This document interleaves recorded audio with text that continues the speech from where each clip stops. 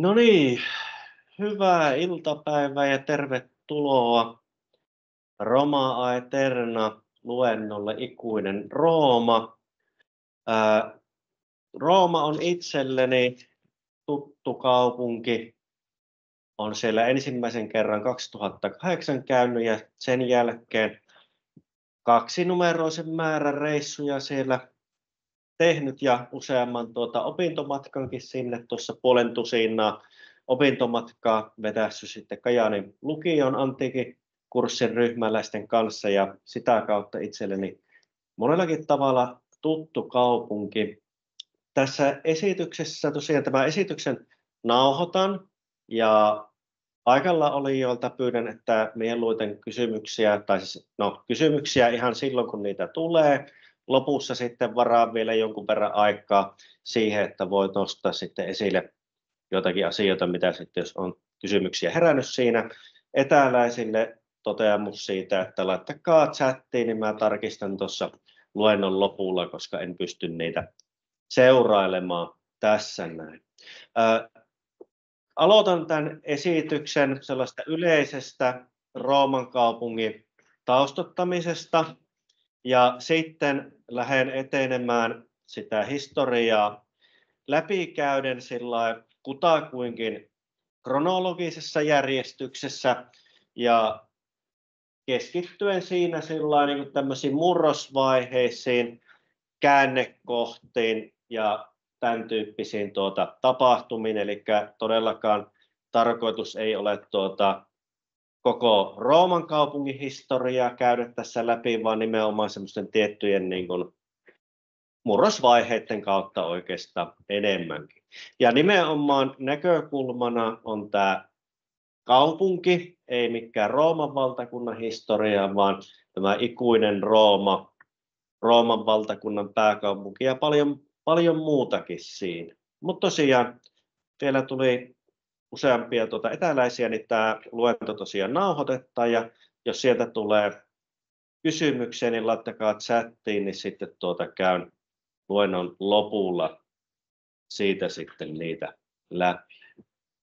Mutta siis käännekohtia ikuisen kaupungin historiassa, tämä on se teema. Roomahan on tämmöisenä urbaanina keskittymänä niin kuin poikkeuksellinen siinä mielessä, että sillä on sellaista kaupunkihistoriaa yli 2500 vuotta. Viimeistään 600-luvulla ennen ajanlaskun alkua Roomahan niin kuin urbanisoituu. Toisin kuin myytissä kerrotaan, niin Roomaahan ei koskaan perusteta, vaan se syntyy ja kehittyy sille paikalle. Historia Roomalla on aika dramaattinen.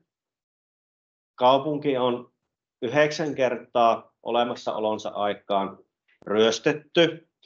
Tosin ne, mitä siellä on tapahtunut, niin ovat kyllä vaikutuksiltaan hyvin erilaisia olleet massiivisesta tuhoamisesta verrattain vähäisiin vahinkoihin.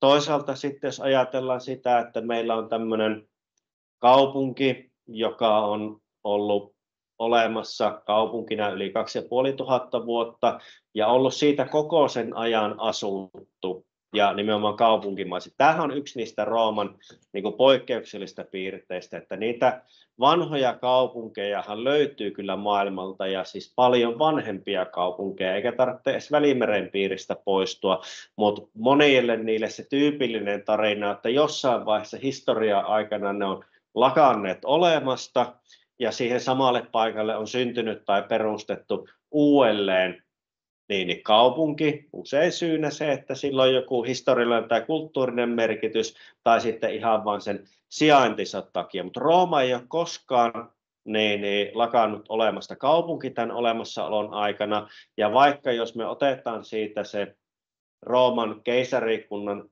huippuväkiluku, ehkä vähän yli 1 miljoona asukasta kenties, ja verrataan sitten sitä keskiajan pohjakosketukseen, niin vaikka siinä mennään melkein noin 99% alaspäin, niin Rooma ei silti missään vaiheessa niin kuin katoa kaupunkina. Mutta tosiaan 9 kertaa siellä on vieraat vallottajat käyneet siinä määrin, että sitä voidaan tämmöiseksi niin kuin vallotukseksi, ryöstöksi tai hävitykseksi kutsua, mutta se on itse asiassa aika vähän, jos me ruvetaan miettimään, että montako kertaa sotajoukot on riehuneet sitten monessa muussa niin merkittävässä kaupungissa.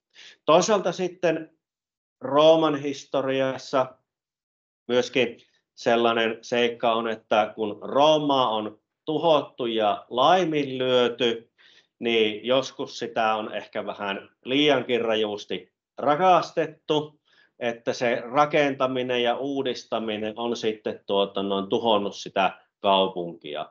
Ja 2 kierrosta näistä on sitten niitä merkittäviä nimenomaan, mitkä on muokannut paljon sitä, että minkälainen kaupunki siellä on jäljellä. Tämä tuoreempi modernilta aikakaudelta Italian fasistien aikaan Mussolinin niin komennosta Roomaa ruvetaan laittamaan uusiksi. Palaamme tähän sitten esityksen loppusuoralla. Ja toinen sitten, minkä jälkiä on niin kuin täysin mahdoton olla huomaamatta Roomassa, on tämä katolisen kirkon vaikutus. Ja siitä sitten niin kuin tämä katolilaisen vastauskon-puhdistuksen aikakausi ja 1500-1600-luvut tämmöinen, sanoa, että kun katolinen kirkko sitten uudelleen taas kokee tämmöisen uuden mahtavan ajanjakson, niin siihen liittyy kaupungin elpyminen ja uudelleenrakentamista ja muuta, mutta siinä samalla myöskin tuhotaan sitten paljon sitä vanhaa. Eli 9 kierrosta kaupunki on kärsinyt sitten vallottajien käsissä, joskus sitten se fyysinen kaupunki huomattavasti vähemmän kuin toisilla kierroksilla, ja 2 kertaa sitten siellä on paikkoja pistetty jälleenrakentamisen, remontin ja kunnostamisen nimissä sitten rajusti uusiksi. Mutta lähdetään liikenteeseen ihan sieltä varhaisesta vaiheesta siitä, että mikä tämä Rooma oikein oli, miksi osaltaan tämä selittää sitä, miksi siitä niin merkittävää tulee. Roomahan kaupunkina tosiaan sanoin, että sitä ei koskaan perusteta, vaan se syntyy Tiberjoen varteen tällaiselle paikalle, missä on helppo ylityspaikka joelle. Siinä on tämä saari, nykyään tunnetaan nimellä Isolla Tiberina, Tiberin saari, joka kohta muodostaa tämmöisen hyvin luontevan niin kuin ylityspaikan joelle. Kuulostaako tutulle tämä Kajaanin kaupungin sijainti ihan tämmöinen samanlainen, että siinä on helppo ylityspaikka joelle, ja toisaalta sitten tämän paikan ympäristössä sitten Tiberjoen itäpuolella on tämmöisiä korkeita tai korkeahkoja kukkuloita, jotka on siinä mielessä olennaisia, että Tiberjoki on säännöllisesti tulviva joki, kunnes sitten 1800-luvulta alkaen sitten vallituksilla se saadaan niin kuin haltuun, mutta ne alavat alueet sitten tuossakin näiden kukkuloiden välissä on sinne kaupungin perustamiseen tai urbanisoitumiseen saakka sitten semmoista rämeseutua. Mutta tosiaan siinä on ylityspaikka joella, jonka vierellä on kukkulat, joilla asutusta alkaa kehittymään, jos siis mennään sinne kivikautiselle aikakaudelle, mistä ne vanhimmat löydöt löytyy, joka on toisaalta sitten niin kuin helposti puolustettavaa aluetta, mutta myöskin suojassa näiltä tuhoisilta tulvilta, ja kuitenkin nämä kulkuyhteydet on hyvät. Toinen sitten, mikä tätä Rooman tämmöistä sijaintia näiden kulkuyhteyksien näkökulmasta on hyvä tällainen niin kuin, sijaintiteknisesti, on tämä Tiberjoki itsessään tuossa noin, eli tämä Tiberjokihan on huomattavan osan vuodesta, tai nyt niin kuin puhuttiin, kun mennään sinne menneeseen aikaan, niin huomattava osa vuodesta purjehduskelpoinen kutakuinkin myöskin tuonne saarelle saakka. Eli Tiberjoe, tämä Rooman sijainti, siinä yhdistyy niin kuin toisaalta hyvä ylityspaikka tämän joen yli, purjehduskelpoinen joki, mikä tarkoittaa pääsyä merelle, mutta myöskin suojaa mahdollisilta mereltä tulevia hyökkäyksiä vastaan. Tämähän on ollut monien rannikkokaupunkien ongelma, että se sijainti rannikolla on tuonut ne pääsyn kauppareiteille, ja ennen rautateitä ja moderneja tieverkostoja, niin veden ylitse on ainoa tapa ollut kuljettaa suurempia määriä tavaraa sillä, että se on ollut mielekästä ja riittävän edullista, niin Roomalla on ikään kuin merellinen sijainti huomattavasti vähäisemmillä riskeillä tämän Tiberin ansiosta. Kun se Rooma kehittyi, niin hyvin nopeastihan sitten ihan logistisista syistä sitten Roomalle syntyy sitten se satamakaupunki, Ostia, eli nykyinen Ostia Antiikan alue, joka sitten toimii tämmöisenä niin kuin pääsynä sitten Roomaan. Mutta sijainti on Roomalla tässä mielessä sitten loistava. Tässä sitten seuraavana on tuosta kartta, jossa nyt näkyy sitten tämä Rooman ekspansio valtiona. En nyt siihen sen kummallisemmin mene, mutta kun sitten tuossa nyt toi Rooman, kun tuonne keskeltä huomaat Rooman, niin sen lisäksi, että sillä on tämä hyvä joen ylityspaikka ja sitten pääsy sinne merelle, niin se sijaitsee myöskin kulttuurisesti raja-alueella. Tämä Rooman perustamismyytissähän Rooman perustaa Romulus, joka siinä sitten tämän veljensä rähinnöissä tappaa. Ja nämä Rooman ensimmäiset asukkaat on siellä myytteissä tämmöisiä maankiertäjiä, maantierosvoja ja muuta vastaavaa, hyvin tämmöistä epämääräistä sakkia, mitä sieltä sun täältä tulee. Ja itse asiassa tämä on vähän niin kuin se Rooman starttipistekin, kun se on etelässä on nämä latinalaiset alueet, eli mistä nyt nykyisestäkin näistä Italian alueista tämä Lazion nimityskin tulee sieltä.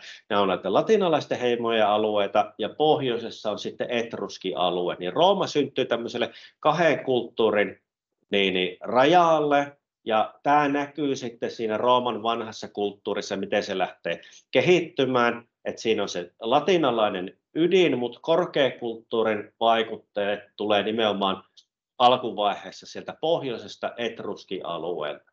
Eli kun Rooma urbanisoituu 600-luvulla ennen ajanlaskun alkua, niin siihen kytkeytyy tämän kukuloiden välisen rämeikön kuivattaminen tämmöisellä salaojitus- ja viemärijärjestelmillä, niin se on esimerkiksi tämmöistä etruskilaista teknologiaa. Rooman myöskin nämä kuninkaat, ensimmäiset kuninkaat, ja kuninkaat on nimenomaan etruskitaustaisia, joista ne varhaisemmat on myyttisiä hallitsijoita, ja viimeisistä sitten löytyy jo dokumenttia sillä tavalla, että voidaan todeta, että jos nyt eivät suoraan historiallisia henkilöitä ole, niin siellä on ihan selkeästi tämmöinen historian tausta. Syntyy kahden kulttuuripiirin rajalla, ja toisaalta sitten täällä etelämpänä on sitten Magna Graecian alue, eli Suur-Kreikka. Nämä kreikkalaisethan perustaa siirtokuntia laajalle alueelle Välimeren piirissä,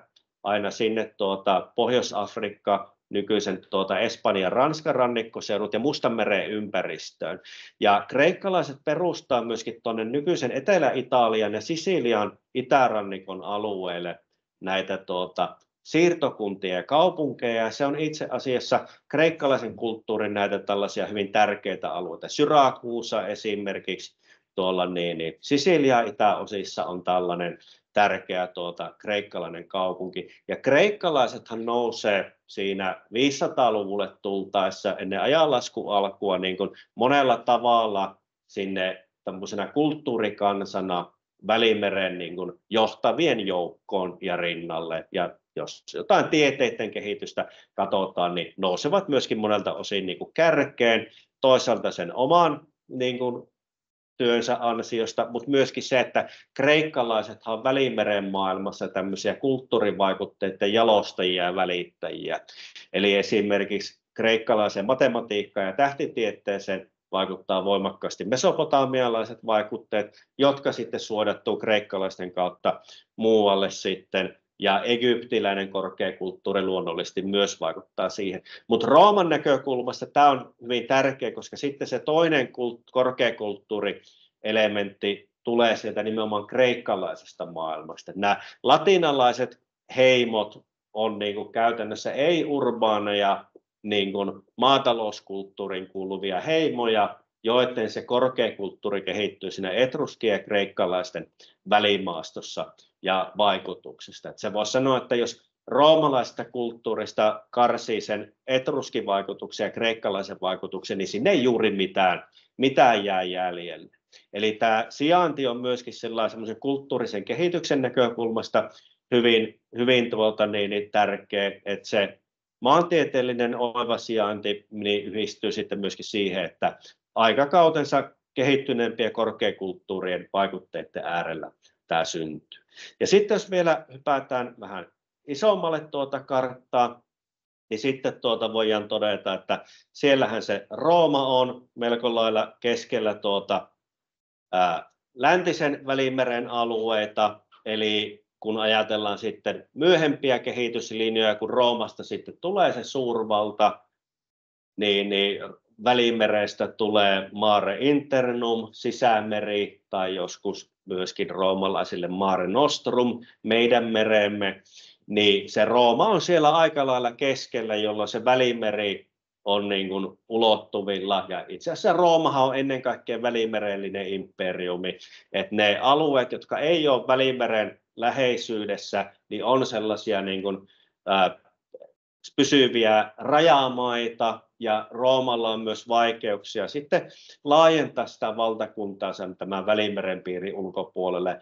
Hyvänä esimerkkinä se Lähi-idän suunta siellä, että vaikka roomalaiset armeijat useamminkin kerran vallottajina sinne Mesopotamiaan, nykyisen Syyrian ja Irakin alueelle tulee, niin Rooma ei siellä niin kuin tämän Eufratjoen itäpuolella saa missään vaiheessa pysyvää jalansijaa. Britannia on oikeastaan ainoa tässä semmoinen, joka on niin kuin todella kaukana ja syrjäinen, mutta sekin on sitten mereen yhdistämä sitten kuitenkin siihen muuhun Rooman valtakunta. Ja kaikki tiet vievät Roomaan, näkyy tällä kartalla aika hyvin. Tuossa on punaisella merkittynä, mitä nyt itse näköjään sotkin myöskin sinne vähän itse lisää, niin punaisella merkittynä tämä Rooman tärkeimmät tieverkostot. Tämä kaikki tiet vievät Roomaan, ei ole roomalainen sanonta, vaan se syntyy keskiajalla. Eli kun siinä 300-luku on Roomalle tämmöisen yhtenäisen Rooman viimeinen suurvallan aika, se 300-luvun alku ja vuosisadan lopullahan Rooma sitten jaetaan, niin sen jälkeen Euroopassa ei enää rakenneta pidempiä tienpätkiä niin kuin ennen myöhäiskeskiaikakautta uutta aikaa. Et noin 1000 vuoteen, vähän yli 1000 vuoteen ei rakenneta uusia teitä, ja itse asiassa menee pitkästi yli 1000 vuotta ennen kuin ollaan edes vähän niin kuin alueellisesti siellä päinkään teiden rakentamisessa, kun mitä roomalaiset oli, niin tämä sanonta vaan viittaa siihen,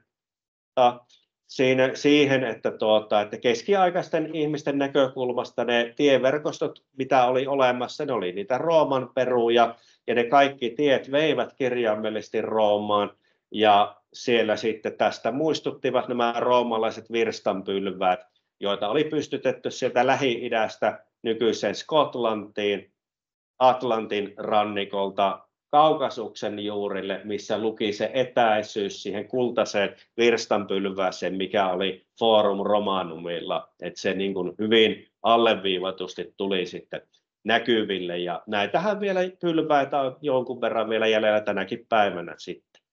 Mutta tosiaan keskeinen sijainti ja niin monelta osin niin kuin sopiva paikka, mistä se lähti sitten kehittymään. Ja tämä Rooman se myyttinen perustamisen vuosi on 753.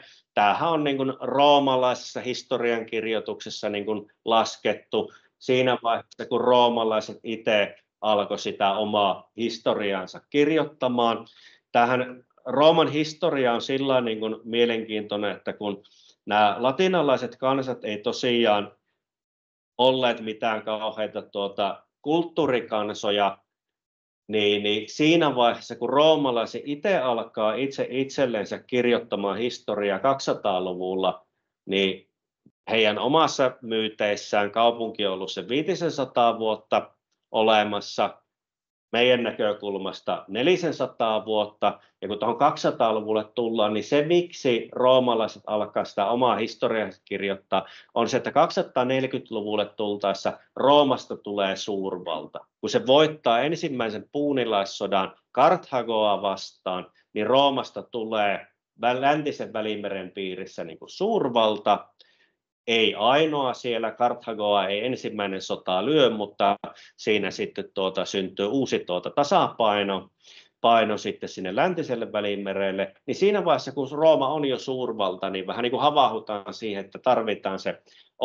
oma kertomus ja narratiivi siitä. Toki tässä taustalla on myös se, miksi siellä on tämmöinen katkos, on sitten tämä Rooman ensimmäinen hävitys, 390 tai 387 ennen ajanlaskun alkua, riippuen, että päätämmekö me uskoa perinteistä tulkintaa tai sitten mihin on muita viitteitä. Tästä on löytynyt jäänteitä niin kuin Rooman kaupungista, että suurin piirtein tuolloin sieltä niin kuin löytyy kerrostuma tulipalon jälkeen, että oikeasti Rooma merkittäviltä osin tuhoutuu, ja tässä menee sitten nämä Rooman vanhimmat arkistot, mikä aiheuttaa sitten näissä kirjallisissa lähteissä sen katkoksen. Mutta tosiaan niin kun Rooman historia niin kun roomalaiset alkaa kirjoittamaan itsestään omaa historiansa verrattain myöhään, ja kreikkalaisia taas sitten nämä barbaarien touhut ei kauheasti niin kun kiinnosta. Nämä latinalaiset kansat on kreikkalaisten näkökulmasta katsottuna niin kuin barbaarikansoja, ja siinä vaiheessa, kun se kreikkalainen mielenkiinto kohdistuu tänne näin, niin roomalaiset on jo sitten siellä Italian alueella noussut haastamaan sitten näitä Etelä-Italian kreikkalaisiakin alueita. No, joka tapauksessa sitten tämä myyttinen Rooman historia, siinä on se 250 vuotta, tämä siirtymä sieltä kuningasajasta siihen tasavaltalaiseen hallintoon, mutta mitä ilmeisin vaikuttaa sille, että todellisuudessa se on tämmöinen verrattain myöhäinen siirtymä, mikä on tapahtunut siinä sen reilun 100 vuoden aikana. Tämähän sattuu suurin piirtein samalle aikakaudelle, kun Ateenassa, Kreikan suunnalla, siellä tapahtuu tämä demokratian siirtyminen, ja siellähän on niin kuin jossain vaiheessa pimeiden vuosisatojen aikana Kreikassahan niin kuin kuninkaan valta hajautetaan näille arkonteille, jotka on tämmöisiä korkeita virkamiehiä, ja sieltä sitten syntyy tämmöinen niin kuin oligarkia kautta aristokratian oligarkia, joka sitten niin kuin alkaa vähitellen ikään kuin demokratisoitumaan, ja siellä sitten tämän Solonin johdolla kirjoitetaan sitten ihan sitten laki, jolla uudistetaan se hallinto, niin Rooman suunnalla suurin piirtein samaan aikaan tapahtuu tämmöinen, että siirrytään tähän tasavaltalaiseen hallintoon, kun tämä viimeinen kuningas ajetaan valtakunnasta pois, mutta tämä Rooman tasavallan starttihan,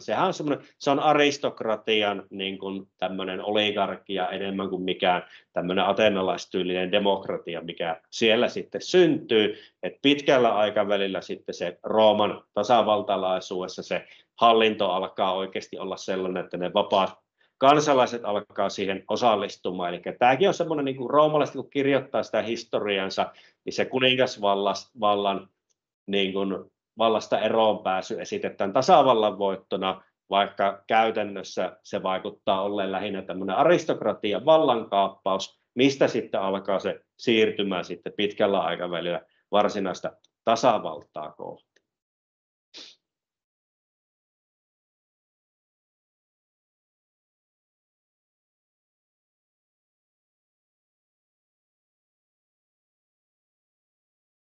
Mutta tosiaan Rooma on huikea paikka. Tässä on tällainen videopätkä, minkä liitin tässä vähän saa siitä kuvaa tästä historiallisesta keskustasta pelkästään.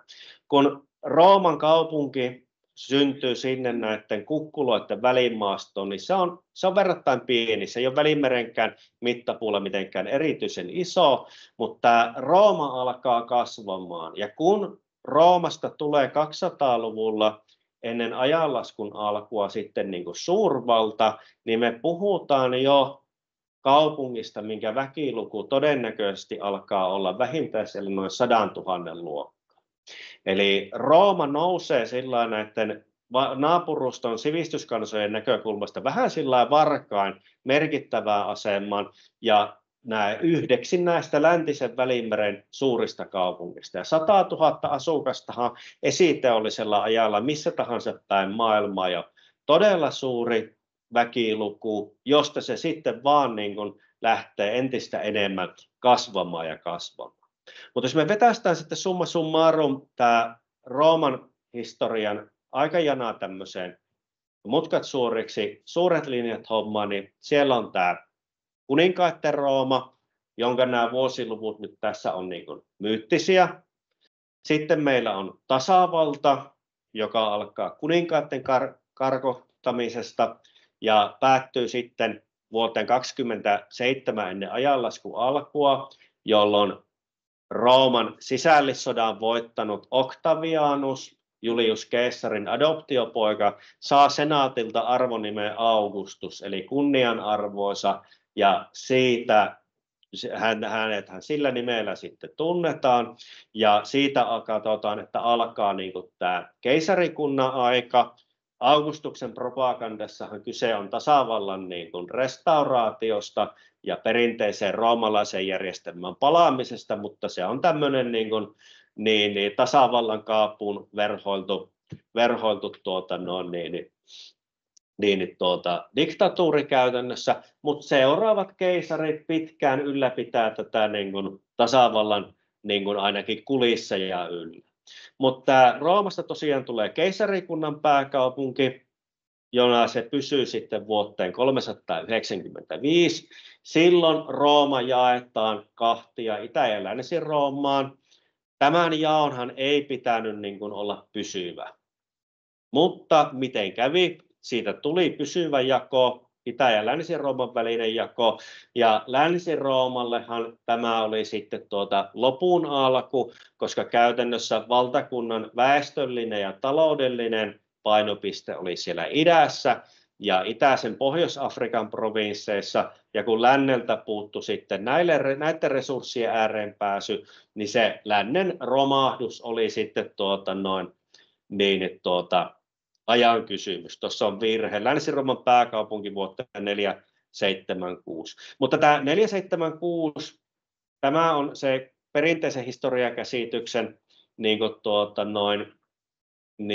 käsitys siitä, mihin se perustuu. Se perustuu siihen, että barbaaripäällikkö Odovacar syrjäyttää keisari Romulus Augustuksen ja kruunauttaa itsensä Italian kuninkaaksi, mutta tämä oli yksi Länsi-Roomaa vaivanneesta tämmöisestä barbaaritaustaisten sotilaiden vallankaappauksesta. Itse asiassa Romulus Augustus ei ollut niin kuin Länsi-Rooman ainoa keisari, vaan sieltä nykyisen Balkanin suunnalta löytyi sitten toinen keisari, joka oli ihan laillisesti kruunautettu, mutta tästä tuli niin kuin pysyvä asiantila, ja kun Itä-Rooma sitten pyrki palauttamaan lännen kontrolliinsa, niin sitten sitä oikeutettiin tällä, että se Länsi-Roomassa oli valta siirtynyt barbaareille, ja siksi sitten itä-roomalaiset, heidän piti palauttaa sitten tämä länsi yhteisen valtakunnan yhteyteen, mutta se on vakiintunut sieltä. Tuossa se niin kuin romahti, mutta oikeastaan voisi sanoa, että se Länsi-Rooma lakkaa olemasta seuraavien vuosikymmenien aikana. Se olisi voinut mennä toisellakin tavalla. Odovacaria olisi voinut seurata sitten uusi keisari, ja se ei olisi ollut mitään niin kuin poikkeuksellista. No, Rooma on sitten vähän niin kuin käymistilassa, mutta sitten syntyy katolisen kirkon johtama kirkkovaltio, ja Rooman piispa, eli paavi sitten pitää siellä valtaansa, ja 1000 vuotta kirkkovaltio pitää Roomaa hallussa. Ja tämä on semmoinen, mikä on vähän niin kuin jäänyt sillä katveisiin, että jos Rooman historiaa niin kuin tuntee, niin se on se antiikki ja siihen liittyvät kuviot, ja sitten suhteellisen se moderni aika, eikä sitä niin kuin mielletä, että se on tämmöisen niin käytännössä teokraattisen valtion pääpaikkana ollut. Katolisen kristillisyyden myös pääpaikka, tullaan myöhemmin tässä esityksessä siihen, että miten näin niin kuin nuljahtaa. Ja sitten tämä yhdistynyt Italia. Italiahan on valtiona niin kuin verrattain nuori, yhtenäinen Italia. 1870 Roomasta tulee se pääkaupunki. tämähän on 1800-luku ja sitten siitä seuraavat vuosikymmenet, niin tämähän on toisaalta niin kuin tietyillä alueilla yhdistymisen aikaa, tietyillä alueilla hajaantumisen aikaa.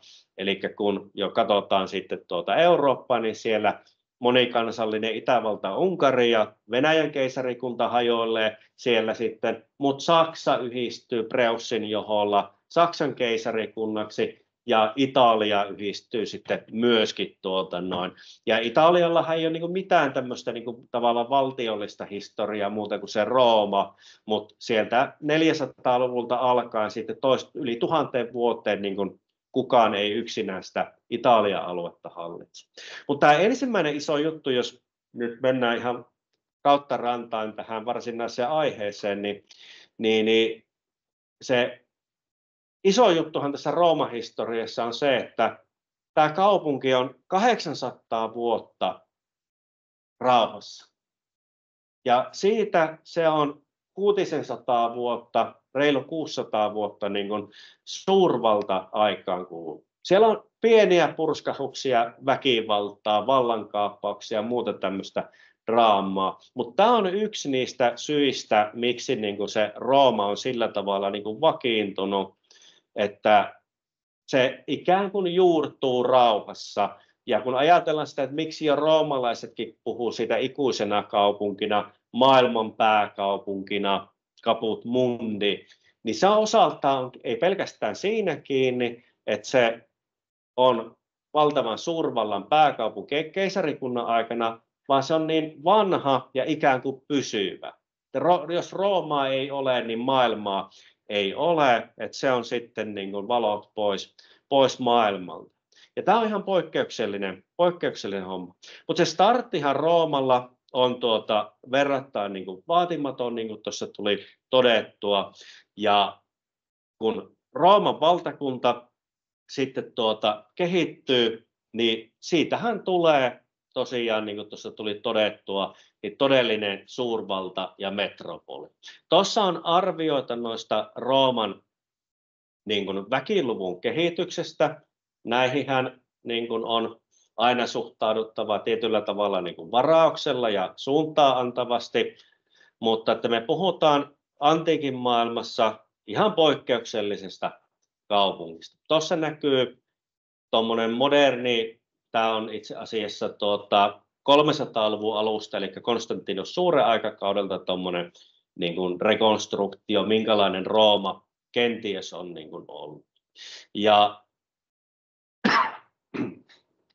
tämä kaupunki nousee Välimeren merkittävien kaupunkien joukkoon tosiaan silloin 200-luvulla, kasvaa siitä sitten niin kuin keisarivaltaa koheen sinne ensimmäiselle vuosisadalle tultaessa niin kuin miljoonakaupungiksi.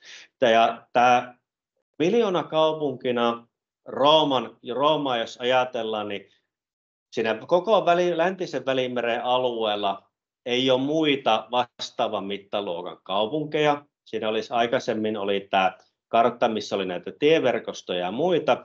Ja sen yksi perussyy on se, että kun me mennään tuonne esiteolliselle aikakaudelle, niin siellähän niin kun elintarvikkeiden ylijäämän tuotanto on hyvin vaatimatonta niin kun nykyaikaan nähen, jolloin kaupungit on sellaisia resurssisyöppöjä kokonaisuuksia. Ja kun Roomasta kasvaa tämän läntisen Välimeren piirissä ylivoimaisesti suurin kaupunki, niin sinne ei ikään kuin mahdu saman mittaluokan kaupunkeja enää sitten muita. Idässähän tilanne on toisenlainen. Siellä on Aleksandria, Antiokia ja Bysantion tuleva Konstantinopoli. Siellä niin kuin on huomattavasti hajanaisempi tämä tilanne. Ja Roomalle, tämä tosiaan tämä suurvalta-aika on se, milloin se Rooman niin kuin perusta rakentuu. Mutta sitten, mitä sitten tapahtuu tämän jälkeen, niin on tämä myöhäisantiikin ajanjakso. Tässä on uudelta ajalta peräisin oleva maalaus, missä kuvataan sitten tätä vuotta 410. Tämä on semmoinen murros ja tietyllä tavalla niin kuin semmoisen katkoksen alku, niin jossa Rooma lähtee kehittymään sitten toiseen suuntaan. Tämä 410 on 15 vuotta aikaisemmin. Rooma on jaettu Rooman valtakunta kahtia, ja tämä länsi jää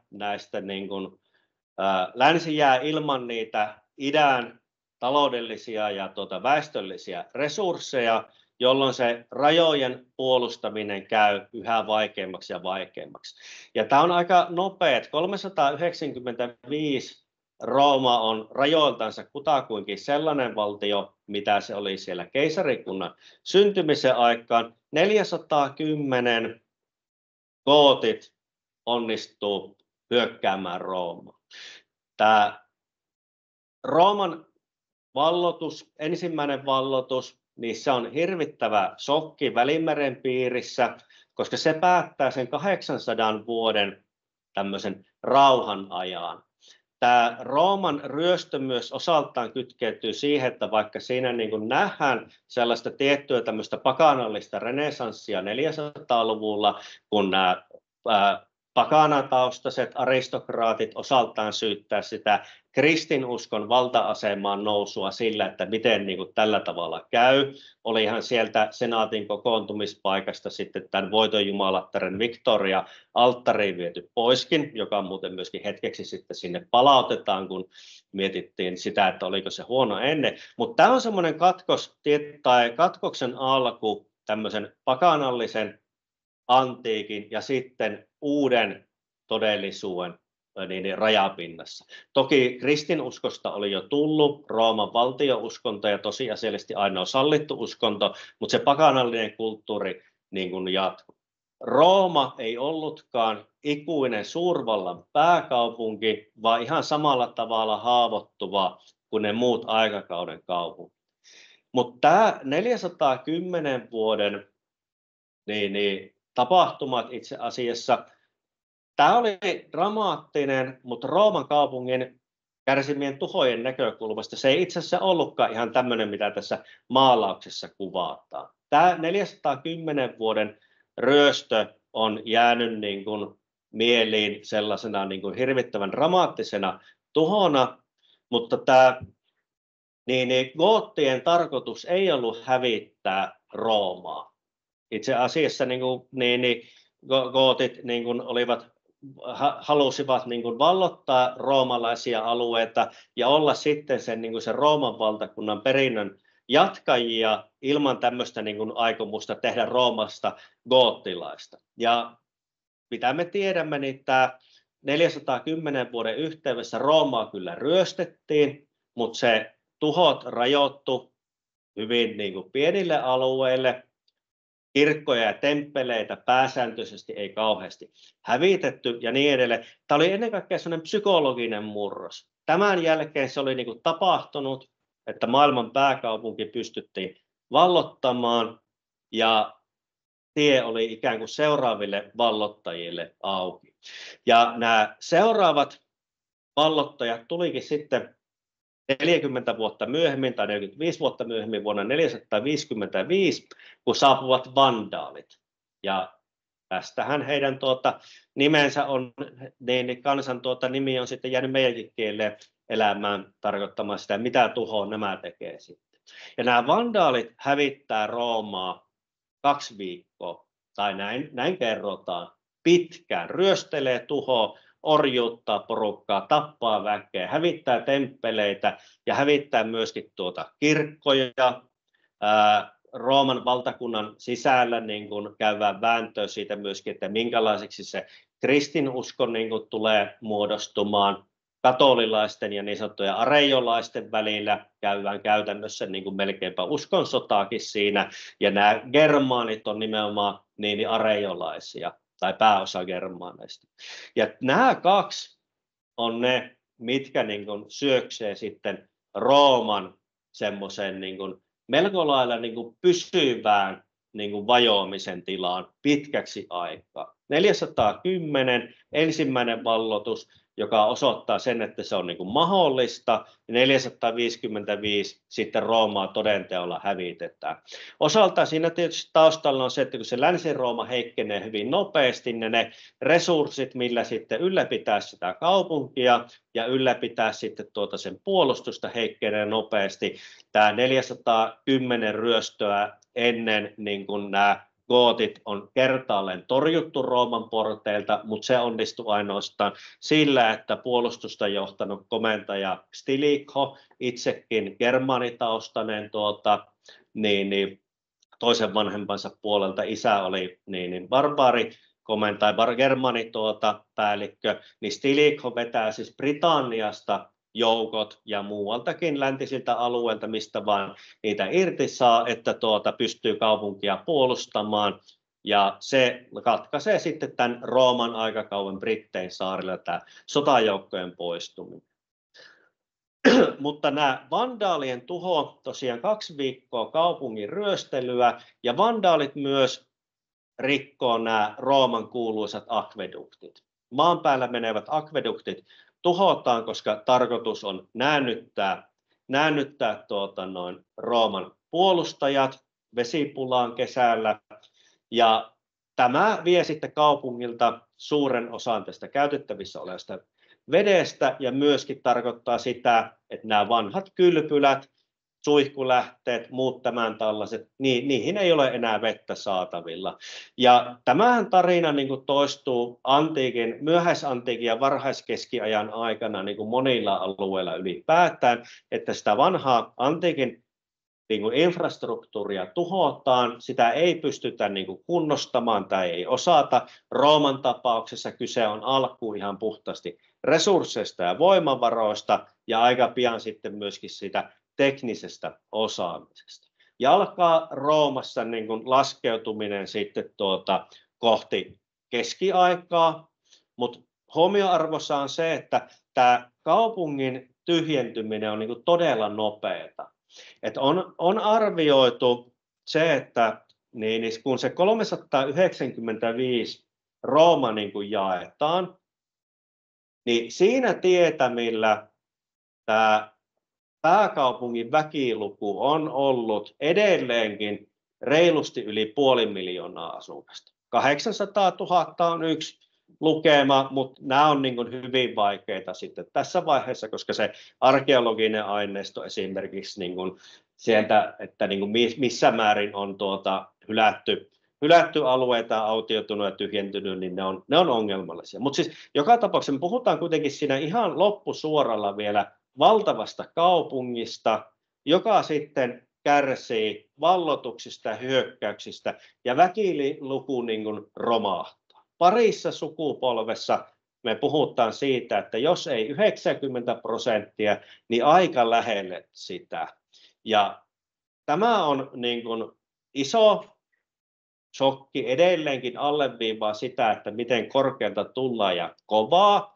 Toisaalta sitten tämä myöhäisantiikki on tietyllä tavalla myöskin siinä se jatkuvuus on olemassa. Esimerkiksi tämä ei johda siihen, että Rooman senaatti lakkaisi olemasta. Eli vuosisatojen ajan itse asiassa niin kuin jossain muodossa Rooman senaatti jatkaa toimintaansa. Ja kun se valtio siitä ympäriltä niin kuin sulaa ja hajoaa, niin tämä tilalle kehittyy ja nousee sitten tämä katolinen kirkko. Monelta osinhan se keskiajalle syntyvä katolinen kirkko on tämmöisen niin kuin roomalaisen byrokratian niin kuin jatkajaa. Kun se Länsi-Rooma valtiollisesti pirstoutuu, niin toisaalta sen yhdistäväksi tekijäksi nousee niin kuin katolilainen kristinusko.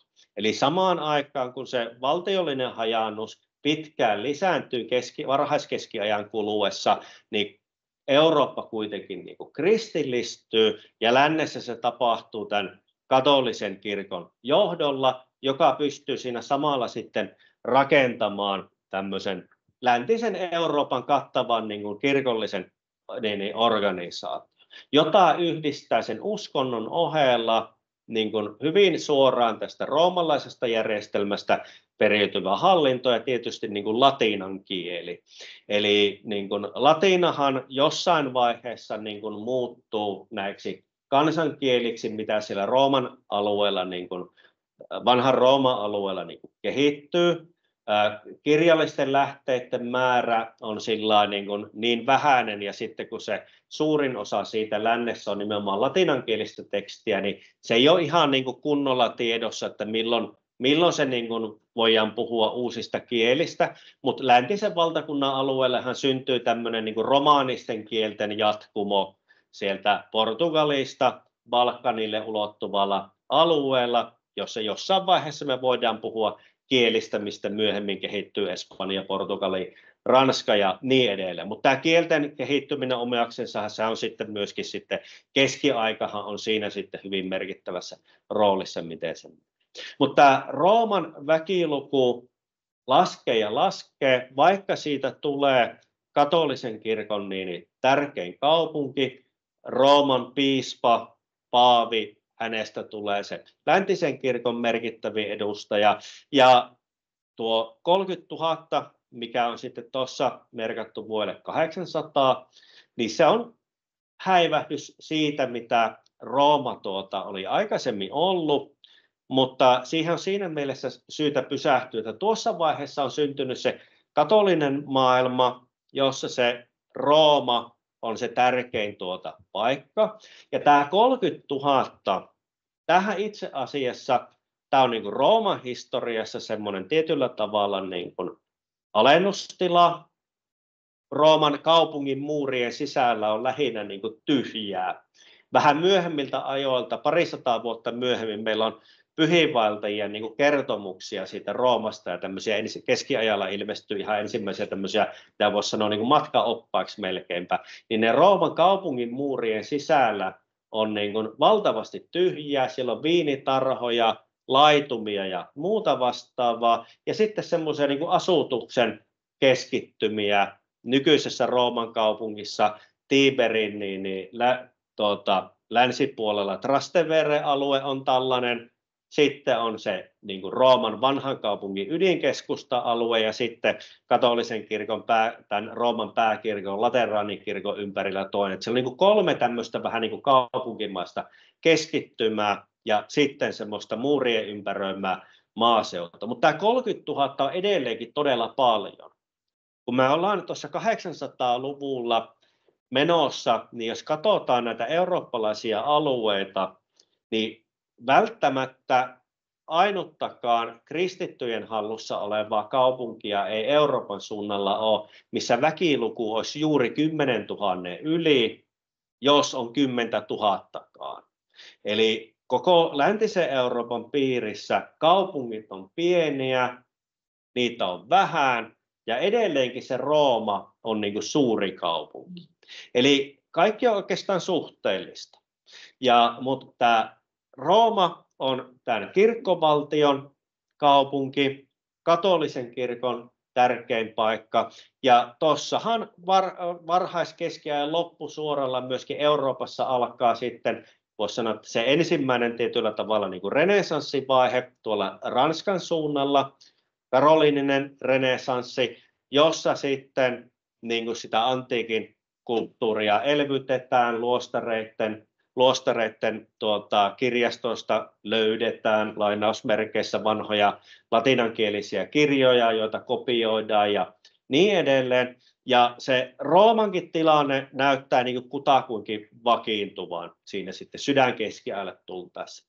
Se on kristillisen Euroopan suurin kaupunki pitkään, kunnes sitten siellä alkaa kehitystä tapahtumaan muuallakin, ja sitä kautta sitten tärkeässä asemassa. Mutta se keskiajalla sitten tämä tapahtuu Roomalle hyvin merkittävä tämmöinen muutos, mikä nostaa kaupungin statusta huomattavasti.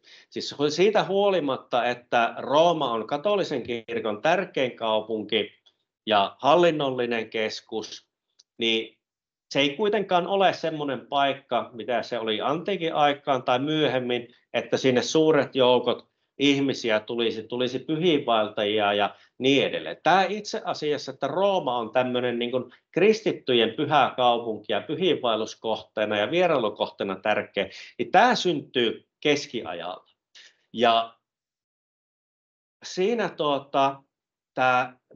miksi näin niin kuin tapahtuu, niin syyt on itse asiassa tuolla Lähi-idän suunnalla. Kristittyjen tärkeimmät pyhiinvaelluskohteet keskiajalla on luonnollisestikin tuolla Pyhällä maalla, Betlehem, Nasaret, Jerusalem, jonne kristityt pääsee verrattain vapaasti kulkemaan. Pyhämaahan 600-700-lukujen aikana lähiseutuneen jää arabimuslimien valtaan, ja siellä ne vallanpitäjät vaihtuu, mutta sinne 1000-luvulle saakka viimeisenä Pyhämaata hallussa pitää Egyptistä käsin Fatimidien kalifaatti tai dynastia, niin nämä suhtautuu näihin kristittyihin pyhiinvaeltajiin verrattain suopeasti. Ei niin kuin haittaa näitä islamilaisia vallanpitäjiä, päinvastoin, kun islamilaisilla alueilla on syntynyt laajat kauppaverkostot, niin nämä tämmöiset yhteydet on oikeastaan niin kuin pelkkää plussaa. Mutta mitä tuolla Lähi-idässä tapahtuu, niin tultaessa tuonne toiselle vuosituhannelle, niin nousee aivan uusi suurvalta tuolta Keski-Aasian suunnalta. Turkkilaiskansat, joita on jo paljon aikaisemmin siirtynyt lännemmäksi sieltä Keski-Aasian suunnalta, heimoja asettunut asumaan ja siellä on sodittu ja vaikka sun mitä, niin sieltä seltsuk-turkkilaisten voimilla pistetään pystyyn uusi suurvalta, jonka kulttuurinen ydin on nykyisen Iranin alueella ja sen lähiympäristössä Irak, Turkmenistan, Uzbekistan, Afganistan alueella. Nämä seltsuk-turkkilaiset on sotilaallista sakkia, ne haastaa tosiaan nämä vanhan vallan tuolla Lähi-idän alueella, ja ne on huomattavastikin uskonnollisesti jyrkempää porukkaa kuin nämä aikaisemmat. Ja ennen kaikkea suhteessa sitten näihin niin sanottuihin vääräuskoisiin, mutta myöskin näihin niin eri tavalla uskoviin muslimeihin. Tämä Fatimidien dynastiahan Egyptissä on shialainen, jolloin siihen tulee tämmöinen shia-sunni-konflikti. Ja nämä seltsuk-turkkilaiset vallottaa hyvin nopeasti suuren alueen ja työntää tuon Itä-Rooman Byzantin niin kuin porteilleansa saakka. Tuossa on 1097 tilanne. Tämä tosiaan, mitä tässä kartalla näkyy, niin se ei ole mitään Itä-Rooman alueita, vaan siihen Konstantinopolin porteille käytännössä etenevät. Ja nämä seltsuk-turkkilaiset rupeavat vainoamaan pyhiinvaeltajia ja käytännössä sitten estää ne pyhiinvaellukset Pyhänmaan alueelle ja uhkaa sitten tätä kristityn maailman toista tärkeää kaupunkia Rooman ohella, eli Konstantinopolia.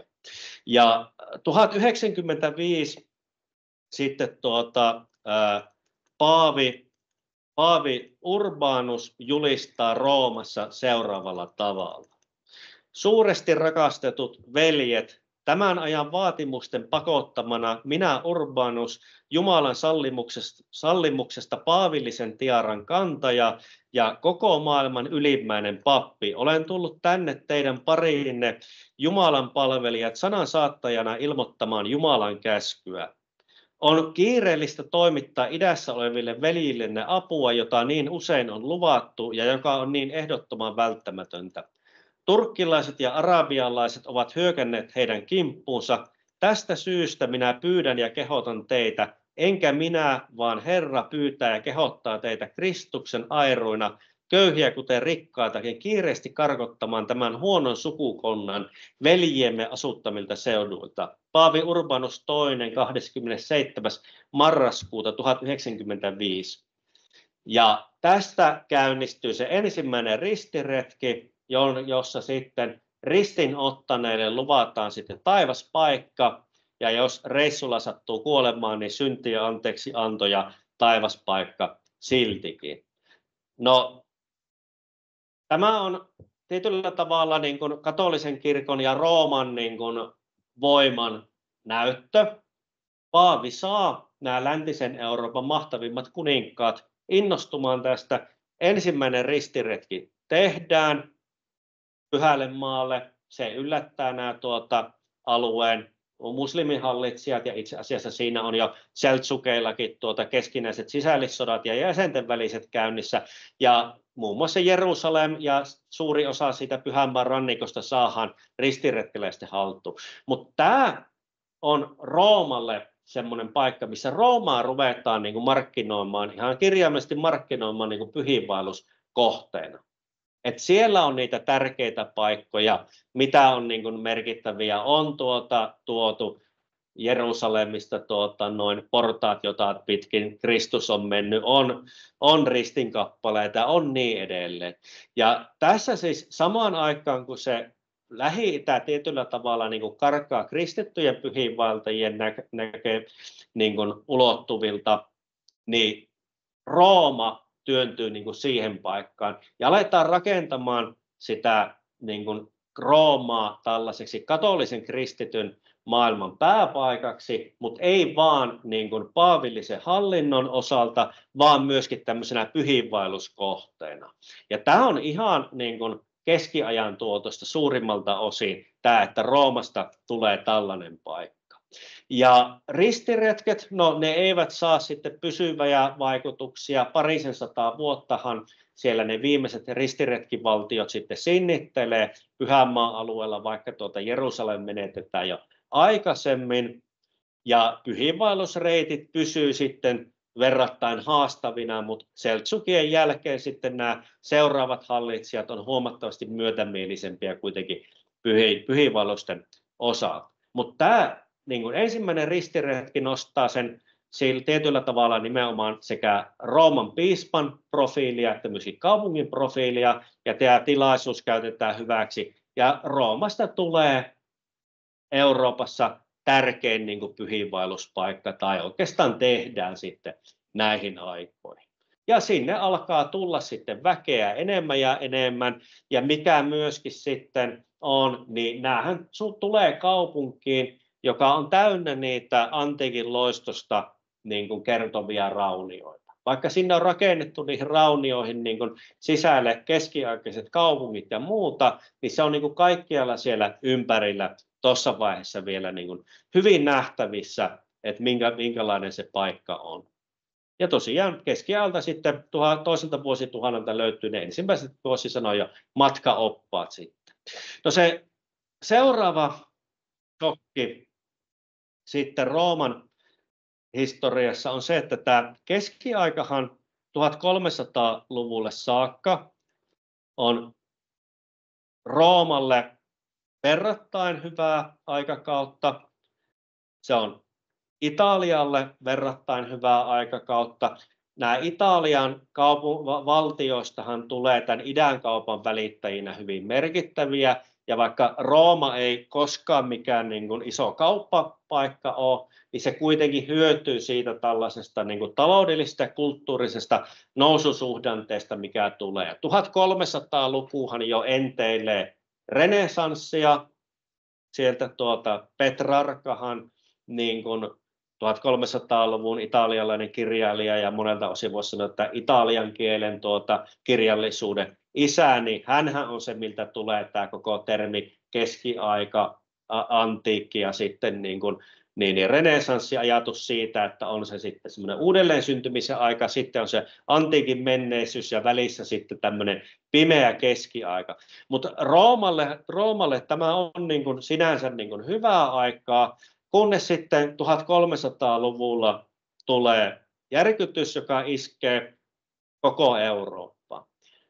Mongolithan 1200-luvulle tultaessa luo maailmanhistorian suurimman valtakunnan. Tšingis-kaani, hänen poikansa ja pojanpoikansa rakentaa valtavan valtion, joka ulottuu sieltä Korean niemimaalta Aasian läpi nykyisen Ukrainaan saakka, Valko-Venäjän rajoille saakka. Lähi-idässä Iranin Persia-alueet kuuluu, Irak suurelta osin tähän valtavaan valtakuntaan, ja syntyy tämmöinen niin kuin silkkiteiden uusi tämmöinen kukoistusaika. Mutta näitä kauppareittejä pitkin sitten, kun tähän yhdistyy sitten urbanisaatio ja kauppareitit, niin sieltä tuleekin jotain sellaista, mitä niin kuin ei osattu pelätäkään. Paiserutto lähtee leviämään. Ja rutto saapuu Eurooppaan Mustanmeren kautta ja saapuu Italiaan ensimmäisenä Sisiliaan ja Genovaan 1347.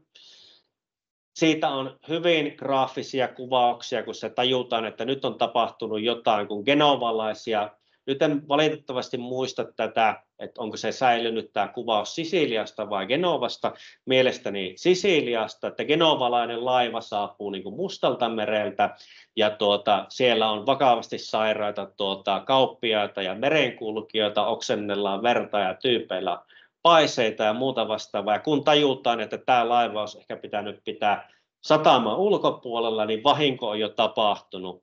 Ja mustasurma lähtee leviämään. Ja Italia on Euroopassa yksi näistä alueista, mitkä kärsii sitä mustasta surmasta voimakkaasti, koska se on kaupankäynnin tämmöinen solmukohta ja hermopiste Välimeren alueella. Ja tämä rutto iskee myöskin Rooman kaupunkiin, ja seuraavan vuoden, sitä seuraavan talven 48-49 mennessä nämä tuhot on valtavia. Roomassa kuolee väkeä suuria määriä.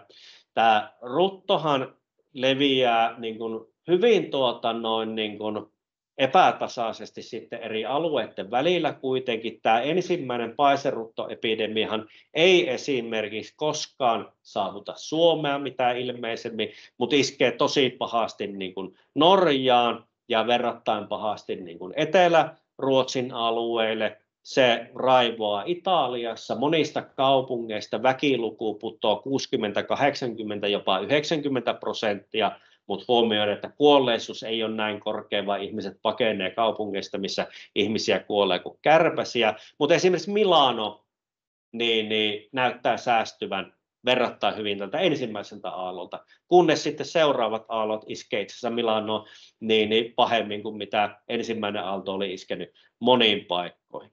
Ja Rooman väkiluku romahtaa ja saattaa pudota sinne reilun 10 000.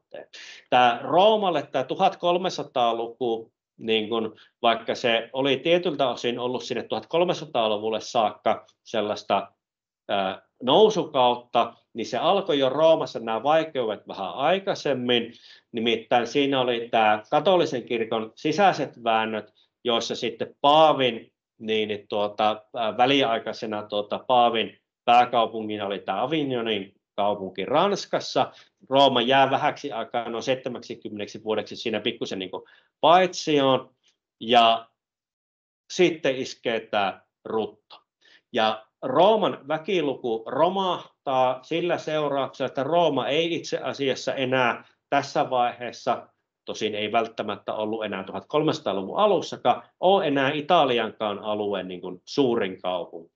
Genova, Venetsia, Firenze, Napoli on ainakin sellaisia kaupunkeja, missä väkiluku on samaa luokkaa tai suurempi. Eli kaupunki, joka oli ollut vielä tovi sitten niin kuin Euroopan ihan suurimpien joukossa, niin ei enää sitten 1300-luvulla ole enää lähimainkaan edes suurin Italian alueella, ja rutto on siinä se iso tekijä, mikä siinä sitten vaikuttaa. Tässä on kartta, missä näkyy sitten tämä paiseruton ensimmäisen aallon leviäminen, miten se sitten on tullut Euroopan eri alueille. Tämähän on verrattain hyvin dokumentoitu, koska ne seuraukset oli niin dramaattisia, että siitä on valtavasti kirjallisia lähteitä sitten säilynyt. Ja oikeastaan se iso kysymysmerkki on, että kun kaupunkeja tyhjenee, niin kuinka paljon sitten siitä on sitä todellista kuolleisuutta ja kuinka paljon sitten sitä, että kaupunkeja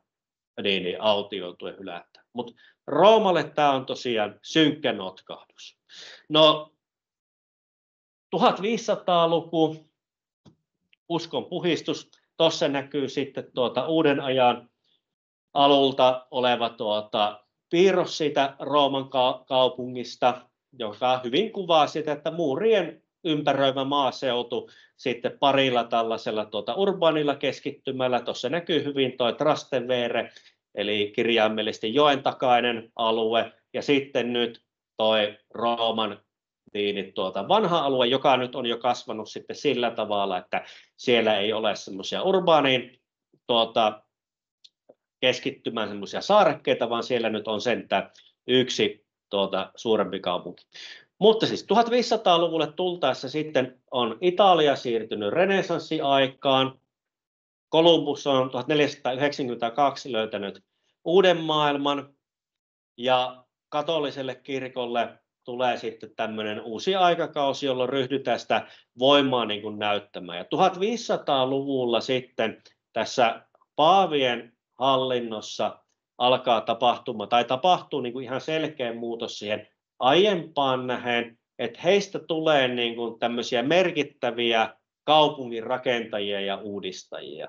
Et jos katsotaan sitä niin kuin keskiaikaa ja aikaisempaa vaihetta, toki osittain kyse on ihan resursseistakin, niin ei nämä paavit ole mitään kaupungin rakentajia sinänsä. Kyllä siellä kunnostetaan yksittäisiä kohteita, rakennetaan uusia kirkkoja, niin edelleen, otetaan käyttöön jotain antiikin aikaisia rakennuksia uudelleen käyttöön ja niin edelleen. Mutta 1500-luvulta alkaa, niin paavit alkaa systemaattisesti rakentamaan Roomaa. Ja siellä on uskonpuhistus ja vastauskonpuhistus, tämmöinen ideologinen terävöityminen, aikaisempaa suuremmat resurssit, ja sitten se, että Rooman väkiluku lähtee nyt uudelleen kasvamaan, kuten myöskin sitten Italian alueen väkiluku ylipäätään.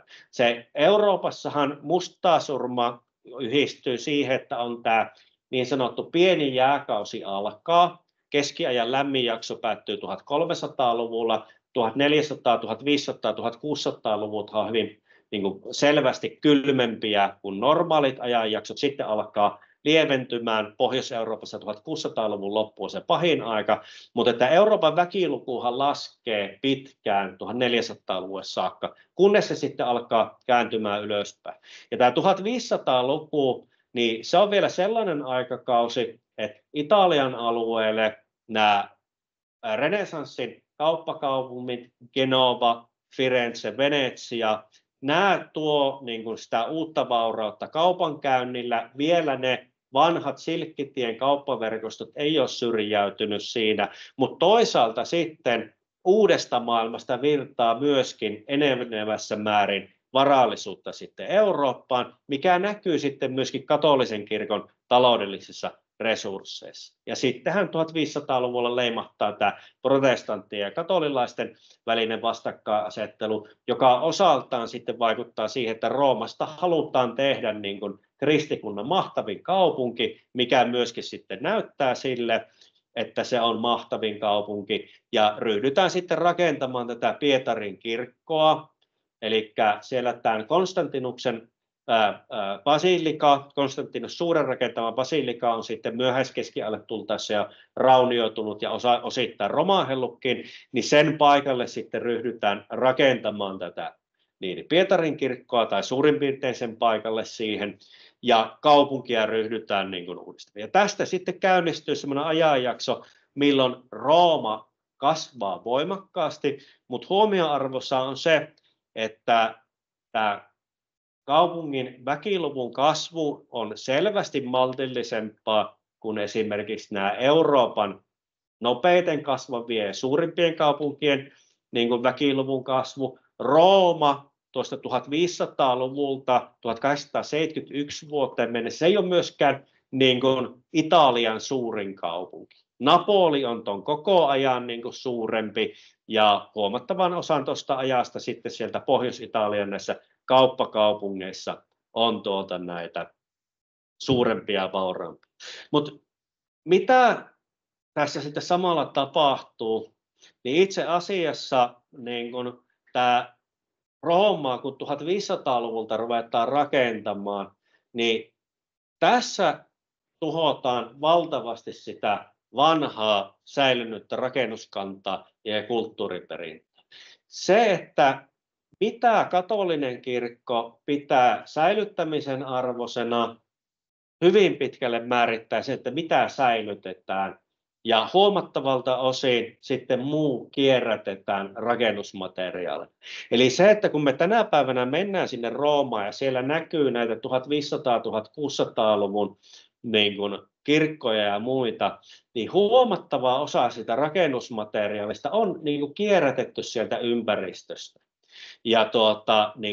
Ja käytännössä tämä viimeistelee sen, että se Rooma ei enää näytäkään sellaiselle niin kuin antiikin Rooman suurvalta-ajan kaupungille tai käytännössä siis antiikin suurvalta-ajan kaupungin raunioille ja valtavalle ulkoilmamuseolle, vaan se saa tämmöisen uuden ajan 1500-1600 renessanssi barokki aikakauden niin kuin ulkomuodon, kun se rakennetaan niin kuin uusiksi. Siis suuri osa siitä kivimassasta ja muusta kierrätetään sieltä tai rakennetaan ihan kokonaan niin kuin julkisivut uusiksi. Roomassa nyt unohtui laittaa tähän, mutta niin kuin Rooman yksi vanhimmista kirkoista, Santa Maria Maggioren kirkko, on 300-luvulta ajanlaskualun jälkeen perustettu yksi vanhimmista kristillisistä kirkoista koko maailmassa. Sekin niin kuin julkisivu rakennetaan niin kuin uusiksi. Pietarin kirkon materiaaleista huomattava osa tulee sieltä niin kuin ympäristöstä. Ja sitten esimerkiksi tästä tämä Pietarin kirkon Berninin suunnittelema ja valmistama tämä Baldacchini-alttaritaulu, joka mittasuhteet tuossa nyt vähän hämärii, niin tämäkin on suurelta osin niin kuin kierrätyspronssia, mitä on sieltä kerätty. Semmoinen myöhempi, vähän suuttumuksessakin ilmeisesti tehty tai syntynyt ajatus on se, että tässä olisi niin kuin tuon Pantheonin temppelin pronssit. Näin voi olla tai on, sitä ei itse asiassa tarkalleen ottaen tietä, mutta jos tuohon ei mennyt Pantheonin pronsseja, niin sitten ne meni niin kuin tykkien valaamiseen, mitä kirkkovaltion käyttöön rakennettiin. Eli se kierrätetään se antiikin materiaalit niin kuin hyvin voimakkaasti. Tämähän on yksi syy, miksi sellaista metalliaineistoa on aika vähän niin kuin säilynyt, koska metallia voidaan uudelleen ja uudelleen käyttää, niin hyvin nopeasti sitten hopea ja niin kulta menee rahakäyttöön ja pronssi sitten käyttökelpoisena materiaalina on sitten valettu aivan sitten muuhun käyttöön. Mutta se, mitä me nähdään tämän päivän Roomassa, niin se on suurimmalta osin 1600-, 1500-, 1700-lukua ja 1500-1600-lukujen osalta hyvin pitkälle niin kuin sitä vanhan kierrättämistä, uudelleenkäyttöä ja suoranaista hävittämistäkin tai uudelleen rakentamista. Mutta tämä on se, voisi sanoa, että niin kuin Rooman ryöstö ja hävitys niin kuin rakentamalla. Toki samalla sitten luodaan semmoista aivan ainutlaatuista kulttuuriperintöä ja näin. Ja 1600-luvulla sitten alkaa myöskin sitten vähän niin kuin huoli sitten syttymään siinä, että mitenkä niin kuin tämä vanhaa säilytetään, ja itse asiassa taitaa jo 1500-luvun puolella olla, mutta 1600-luvulta alkaen aletaan jo sitten niin kuin suojelemaan niin kuin rakennuksia, ja itse asiassa tämä paavien suojelushan alkaa jo keskiajalla yksittäisten rakennusten osalta. Kolosseum niin pelastuu tuhoamiselta ennen kaikkea sen takia, että siitä tehdään niin kuin kristillisten marttyyrien muistopaikka, koska siellä surmattiin paljon kristittyjä perimätiedon mukaan näissä näytöksissä, niin siitä tulee tällainen paikka.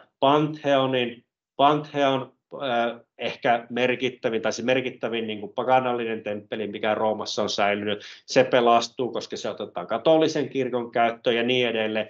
Eli toisaalta kirkko säilyttää, toisaalta se sitten myöskin muokkaa ja tuhoaa, mutta voidaan tosin todeta, että ilman sitä katolisen kirkon halua ja resursseja säilyttää, niin ei ole sitten kyllä säilynyt senkään vertaan, mitä sieltä on säilynyt. Mutta tämä Rooman uusi nousu jää niin kuin hautaa alleensa suurimman osan siitä antiikista. No, 1500-luvulla yhden saksalais-roomalaisen keisarikunnan palkkasoturit ryöstää Roomaa myöskin, mikä vie sitten paljon sitä kulttuuriperintöä ja muuta tuonne Pohjoisen Euroopan alueelle. Eli jos saksalaisissa paikoissa, näissä saksalaisissa museoissa ja kirkoissa on käynyt, niin siellä on itse asiassa löytyy tämmöistä esineistöä, joka on peräisin Roomasta, niin se on 1500-luvun ryöstöstä peräisin. Mutta sitten se seuraava iso murros tulee sitten reilu parisataa vuotta myöhemmin. Tämä 1500, 1600, 1700-luvut on tämmöistä niin kuin katolisen kirkon voiman aikaa, mutta 1700-lukuhan on Italiassa semmoista taantumisen aikaa. Ne kauppareitit itään, niiden merkitys on heikentynyt. Mikään näistä Italian vanhoista kauppavaltioista ei kykene niin kuin taistelemaan tietänsä sinne Atlantin markkinoille. Genovalaiset ja venetsialaiset sotii itsensä väsyksiin myöskin osaltaan. Siinä sitten Venetsia toki pysyy niin kuin paikallisessa kaupankäynnissä verrattain tärkeänä, mutta ei ole enää entisen kaltainen. Niin Italia jää semmoisen taantumiseen ja heikkouden tilaan nämä italialaiset alueet, ja oikeastaan se kirkkovaltion tämmöinen hengellinen mahti on se suurin tekijä, plus sitten, että etelässä on tämä Napolin kuningaskunta, joka siis käytännössä tarkoittaa sitä eteläistä Italiaa ja Sisiliaa. Mutta se seuraava iso juttu, mikä on merkittävä käännes, on sitten tämmöinen ajallisesti hyvin vähäpätöinen hetki. 1798-1799 on hetken aikaa olemassa Rooman tasavalta.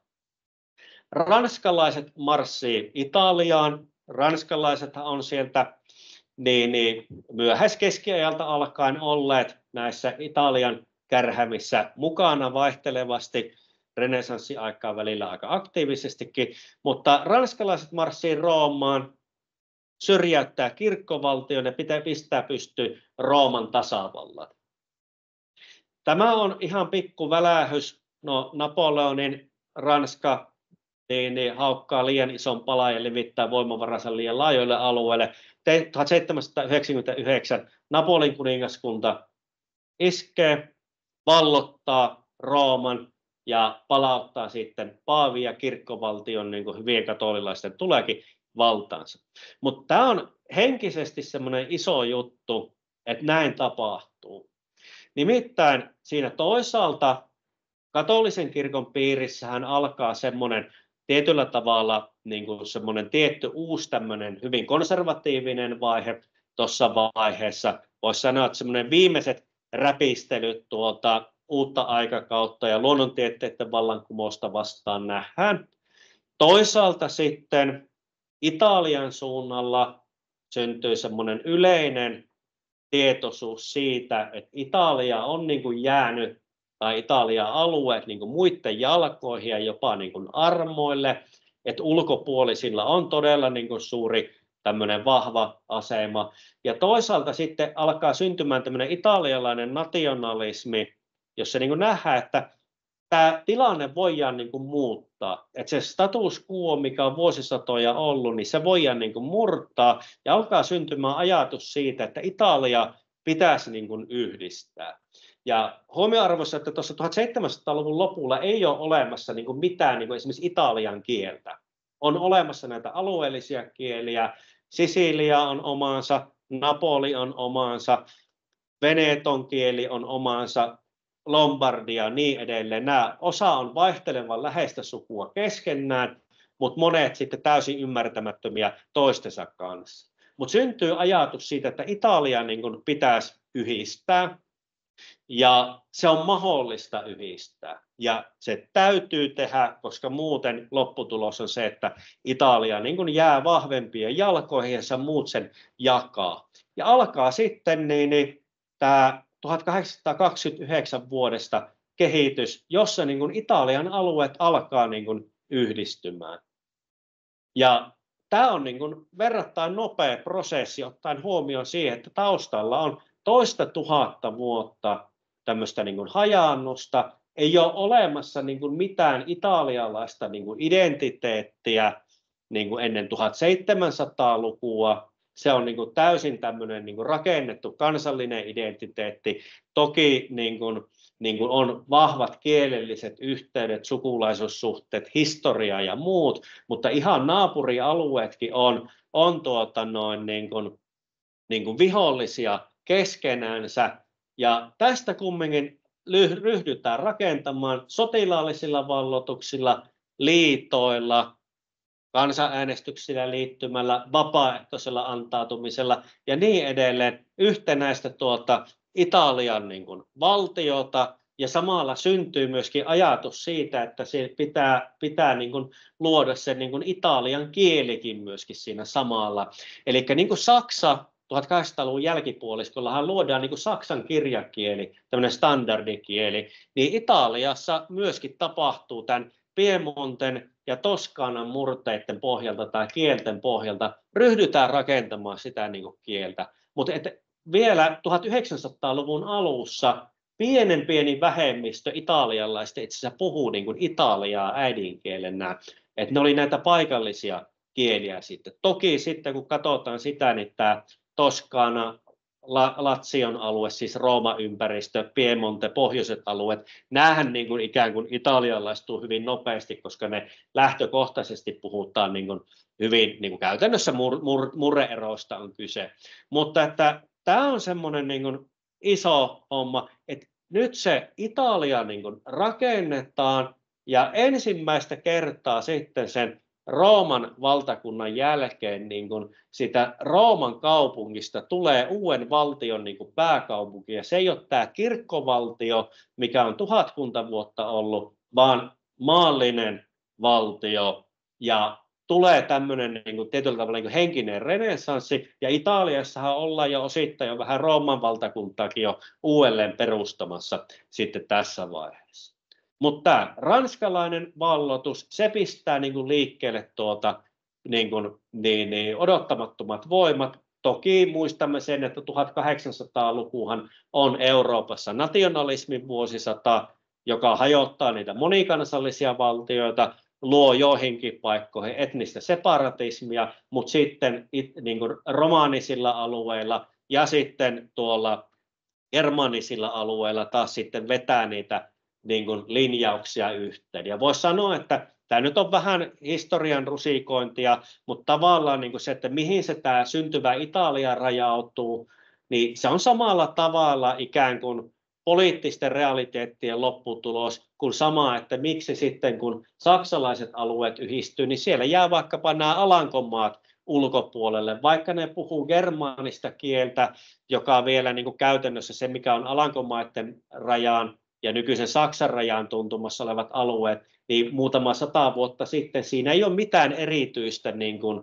kielirajaa. Niin kuin, se on vain sellainen liukuva murre, johon se valtiollinen raja syntyy, joka sitten niin kuin synnyttää näitä muitakin rajoja. Mutta tämä yhdistyvä Italia, siellä tehdään myöskin kivuliaita kompromisseja, niin kuin vaikkapa tämä Nizzan alue, vanhaa niin kuin italialaista aluetta, se niin kuin hyväksytään osaksi sitten Ranskaa, Monaco jää sen ulkopuolelle, ja San Marinohan on jäänyt siellä sitten keskellä Italiaa tämmöinen läntti, niin kuin siellä pohjoisempana Germanin alueellahan siellä on Luxemburg ja Liechtenstein on tämmöisiä pikku jääneruhtinaskuntia, Andorra, sitten Iberian nieminmaalla, eli niin kuin tätä samaa kaltaista prosessiahan tapahtuu sitten muuallakin. Ja tästä alkaa uusi aika, jossa niin kuin Rooma on nyt maallisen valtion pääkaupunki, jossa niin kuin nähdään se, että tästä nyt pitää rakentaa semmoinen moderni kaupunki. Italiahan myös 1800-luvulta alkaen teollistuu, mutta tämä rajoittuu huomattavilta osin nimenomaan sinne pohjoisille alueille. Tämä pohjoisen ja etelän erothan oli jo renessanssiaikaan suuria, ja ne ei ole siitä niin kuin menneet niin kuin mihinkään nämä erot. Et Italia on Euroopan maista sellainen, jossa nämä alueelliset erot on suurimmat, mitä löytyy. Pohjois-Italian tämän päivän vauraimmat alueet niin on tuloissa ja varallisuudessa mitattuna, ne olisi Sveitsin ja Saksan vauraimpia alueita. Sitten mennään sinne Sappan pohjaa kohti, Kalabrian alue ja nämä, niin siellä tulotaso, varallisuustaso rinnastuu lähinnä jonnekin Bulgariaan ja Romaniaan. Ja niin kuin, tämä on niin kuin säilyä. Tämä on niin kuin vanha tämä ero. Ja se on jo sillä renessanssiajalla osittain syntyy, mutta sitten ennen kaikkea niin kuin myöhemmin. No Rooma kasvaa sitten vuoteen 1900 mennessä Napolin ohi, joka siis pysyy pitkään valtakunnan suurimpana kaupunkina. Napolihan jää sitten tästä kelkasta pois ja Italia ryhdytään sitten rakentamaan todenteolla. Italiahan liittyy myöskin sitten siirtomaakilpailuun pian yhdistymisensä jälkeen 1800-luvun osalta. Tosin italialaisten Afrikan reissut eivät kaikilta osin ole aivan menestyksekkäitä. Italiahan käy siellä Afrikan suunnalla ottamassa yhden ensimmäisen suorituksen, kun eurooppalainen siirtomaavalta häviää afrikkalaiselle valtiolle sodassa. Etiopia ei pysty 1800-luvun puolella vallottamaan. No Etiopia toki on vanha valtio tuossa vaiheessa, niin 700-800 vuotta ollut olemassa se inkarnaatio siellä, eli ei aivan rinnastu näihin muihin Afrikan alueisiin, mutta siellä Italia lähtee nyt sitten siihen suurvaltahommaan mukaan siirtomaita rakentamaan, ja Roomasta halutaan tehdä sitten tämmöisen uuden Italian pääkaupunki, uuden imperiumin pääkaupunki. No ensimmäinen maailmansota, italialaiset eivät siinä aivan hyvin puoltansa valitse, mutta maailmansodan jälkeen sitten Italian kuningaskunta pysyy pystyssä, mutta todellinen valta sitten päätyy lopulta Benito Mussolinin fasistien valtaan, ja Mussolini on sitten kaveri, jolla on visio Italiasta uutena Rooman valtakuntana, ja Roomastahan pitää sitten saada uuden suurvallan mukainen pääkaupunki. Ja tässä tosiaan on ihan kuva sitten roomalaisesta päivälehdestä. Siinä itse Mussolini näyttää mallia, että mitä sille keskiaikaiselle Roomalle niin kuin pitää tehdä. Ja rakennetaan tämä Via dei Fori Imperiali, pitää saada siihen Rooman keskustaan kunnon sotilasparaateja varten sitten paraativäylä, ja taas sitä Roomaa uudistetaan ja rakennetaan. Il Duce ei tykkää keskiajan Roomasta, ja niinpä sitten sitä keskiaikaista Roomaa tuhotaan tuhansia asuntojen verran. 5 kirkkoa menee myöskin siinä mukana, palatseja ja muuta. Ja itse asiassa vaikka se keskiaika siinä näyttäytyykin niin kuin Mussolini ja fasistien maailmassa semmoisena ikävänä taantumuksen aikana, se antiikin kultakauden renessanssi ja sitten sen loistokkaan nykyajan välillä, niin siinä kyllä sivussa sitten hävitetään suurelta osin myöskin tätä Rooman renessanssikeskustaa, joka oli lähteessä jo hyvin vaatimaton, koska se renessanssiaika ei tosiaan niin ennen tätä paavien kultakautta kovin kummonen Roomassa ollut, niin sinne ei oikeastaan jää kuin muutamia pikkulänttejä. Samalla myöskin itse asiassa sitten tämä raivaustyöt tehdään hyvin vauhikkaasti. Tämä Via dei Fori Imperialin rakennustyöt, raivaus ja kaivaukset toteutetaan vuosina 1931-1932. Eli siinä ei kauhean kauan nokka tuhise, kun pistetään ranttaliksi, ja jälki on sitten sen mukaista. 32-37 tämä niin kuin jatkuu tämä homma, ja siinä vaiheessa sitten tässä myöhemmässä vaiheessa tuhotaan itse asiassa antiikin aikaisiakin jäänteitä. Siitä Kolosseumin läheltä lähtee esimerkiksi tämmöinen roomalainen suihkulähe, josta ainoastaan jalustan paikka on enää niin kuin jäljellä.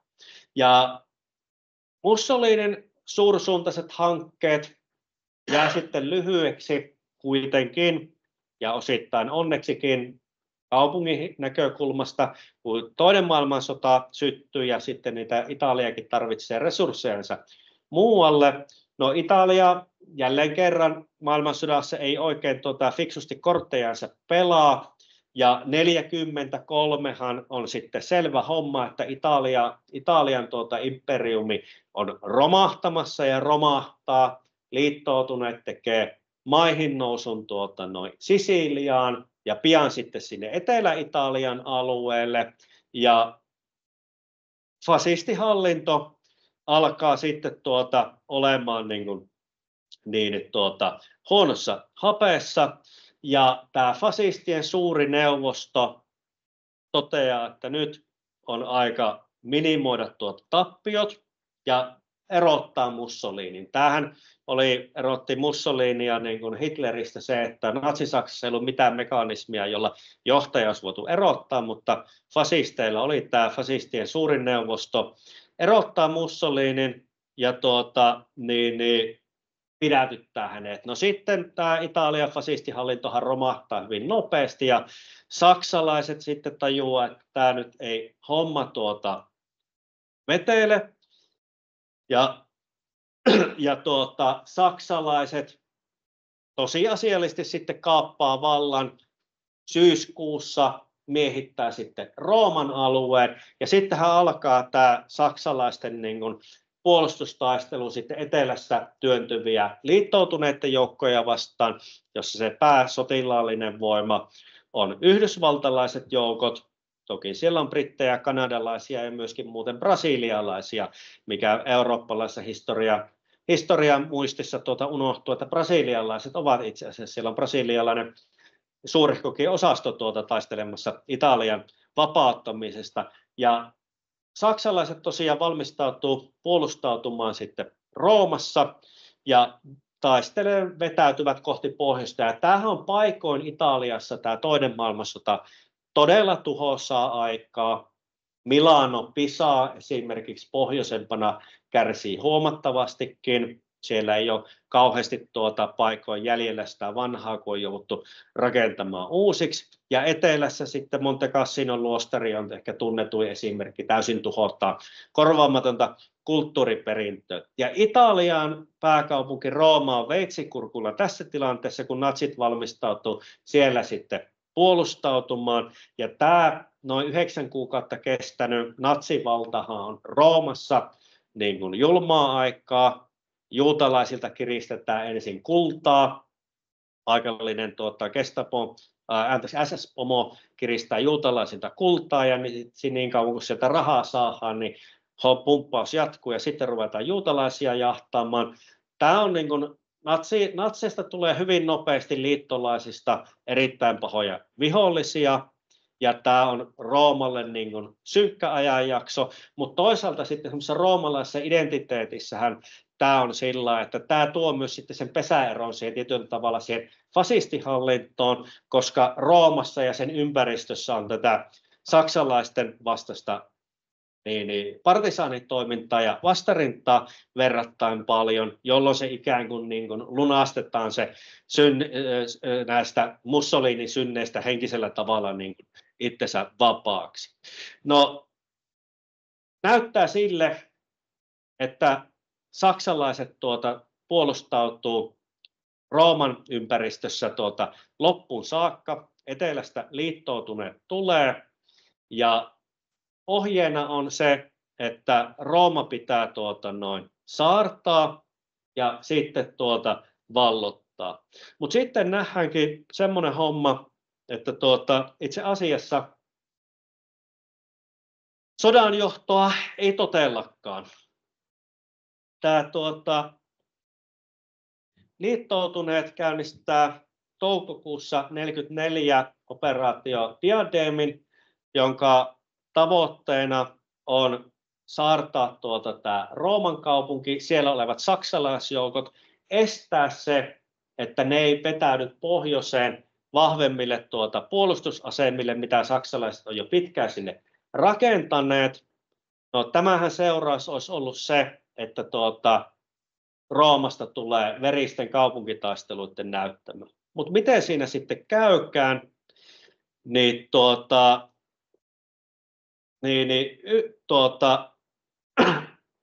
yhdysvaltalaiset joukot, jotka tekee sitten maihin nousun sinne saksalaisten sivustaan, niin eivät etenekään katkaistakseen saksalaisten perääntymisreitin pohjoiseen, vaan lähtevätkin hyökkäämään vastoin määräyksiä suoraan kohti Roomaa.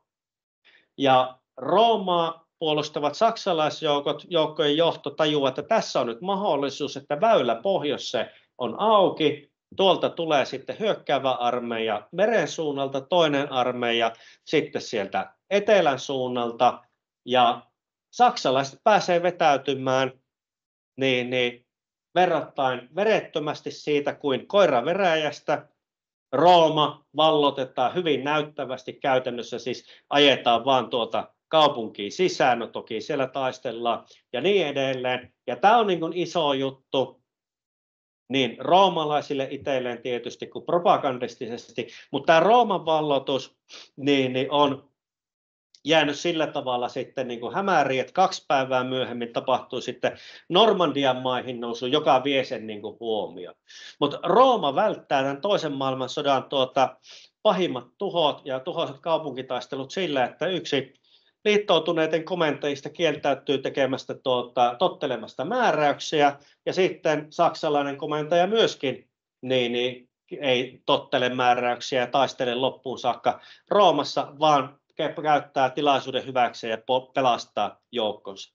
Ja niinpä sitten itse asiassa nämä Rooman kärsimät tuhot on verrattain vähäiset. Toisen maailmansodan aikana Roomassahan ne Rooman seudun teollisuusalueet on myöskin olleet verrattain kaukana keskustassa, ja niihinkin kohdistuneet pommitukset on aika vähän tuhoja tehneet.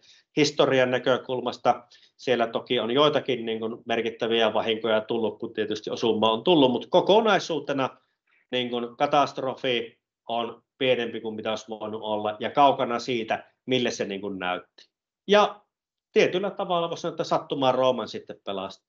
Ja sodan jälkeen Italiassa tulee raju talouskasvun vaihe, väestönkasvun vaihe ja muut, mitkä näkyy sitten myöskin Rooman kaupungin kasvuna. Ja jossain vaiheessa sitten, taas riippuen mitä lukuja päätetään uskoa, niin toisen maailmansodan aikana tai vähän jälkeen Roomasta tulee suurempi kaupunki kuin mitä se koskaan antiikin loiston päivinä oli. Ja tämä kehitys sitten sinne 90-luvulle saakka jatkuu. Tämän päivän Roomassahan väkiluku sitten on loivaan laskuun kääntynyt. Mutta kiitoksia mielenkiinnosta, ja nyt sitten jos kysymyksiä tai muuta on, niin voin koittaa vastailla. Ja etänä tosiaan sitten tuonne chattiin voi nakata kysymyksiä. Kiitoksia hienosta luennosta. Kiitoksia. Ja. Eikä antiikin aikana ilmeisesti tämä rakennustaito oli korkealla tasolla. Oliko siinä koulutusta tai miten tämä rakennus tehtiin? Joo, siis muodollista niin kuin arkkitehtikoulutusta, insinöörikoulutusta niin kuin meidän näkökulmasta ei ollut tämmöistä oppilaitosten osalta, mutta se joka tapauksessa niin kuin näihin ammatteihin pätevöityttiin niin kuin mestareiden ja osaajien joholla. Ja tämmöisessä perusinsinööritaidossa itse asiassa avainasemassa oli nämä Rooman legioonat, joiden piirissä niin kuin oli, mitä me voitaisiin nykyään kutsua niin kuin pioneerijoukoksi. Et iso osa Rooman teistä ja silloistahan oli legionalaisten rakentamia. Mutta sitten se myöhäisantiikin aikaan niin kun tämä tietotaidon siirtyminen alkaa niin kun heikkenemään, ja muistaakseni ensimmäinen näistä Rooman keisareista on Diokletianus 200-luvun lopulla, 280-90-luku. Mielestäni se oli Diokletianus, jos ei hän, niin pian sen jälkeen joku, joka määräsi, että jokaisen arkkitehin, muun muassa arkkitehin, on koulutettava yksi pojistansa arkkitehiksi. Mutta se oli tämmöistä, niin että mestarin joholla opitaan siihen työhön, ja me tiedetään sillä, että niin tämmöiset henkilöt, jotka halusivat niin pätevöityä, niin he sitten meni eri paikoissa eri työtehtäviä ja niin edelleen. Tämä arkkitehti Vitruvius, jonka kirja on ihan tässä muutama vuosi sitten käännetty, missä hän käsittelee muun muassa arkkitehtiopas käytännössä, niin siinä kuvataan jonkun verran tätä kouluttautumista. Siitä on tosi hyvä uusi käännös tästä Vitruviuksen arkkitehtuurista teoksesta olemassa. Siinä kuvataan sitä jonkun verran, mutta muodollista koulutusjärjestelmää ei ollut, mutta näiden niin kuin ammattilaisten joholla, ja sitten asevoimat oli merkittävässä roolissa. Roomastahan puuttui niin kuin tämmöisen niin kuin tutkintoon johtavia kouluja, ei ollut tämän tyyppistä niin kuin systeemiä. Oikeastaan toinen kysymys vielä nämä vesijohdot. Nämä ovat aika pitkiä rakenteita. Mitä kauan te kesti teille sitä Roomaa saatiin?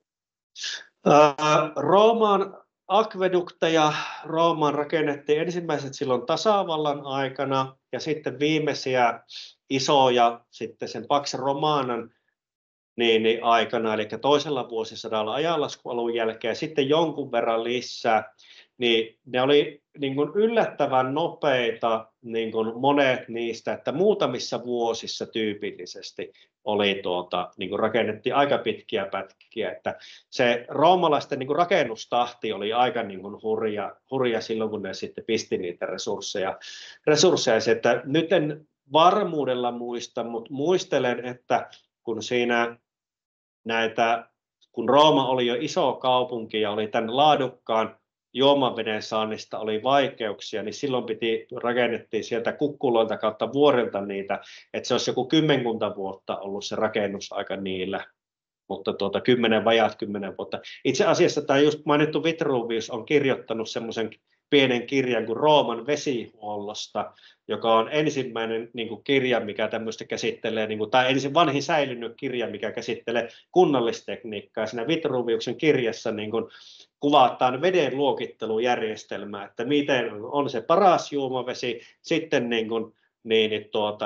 huonompi, mutta vielä juomakelpoinen vesi, ja olikohan 2 luokkaa vielä sitten alempana, mistä sitten niin se viimeisin ei kelvannut muuhun kasteluvedeksi ja viemäreihin tämmöiseen 3- tai 4-portainen vedenluokittelujärjestelmä oli siinä, mutta mun mielestä oli noin 10 vuotta, mitä meni niissä Rooman kaupungin niin kuin työläimissä akvedukteissa oli, että paljon, mutta ei niin paljon kuitenkaan.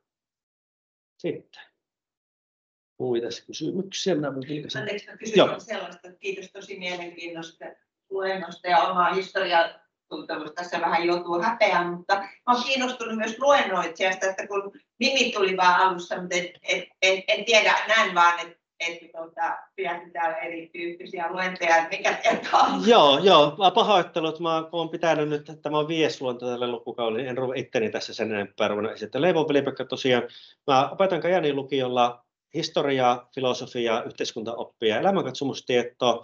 Ja myöskin meillä on siellä tuo antiikin historian niin kuin erikoiskurssi, jonka pohjalta sitten me joka toinen vuosi lähettää opintomatkalle Roomaan tai on perinteisesti lähetty.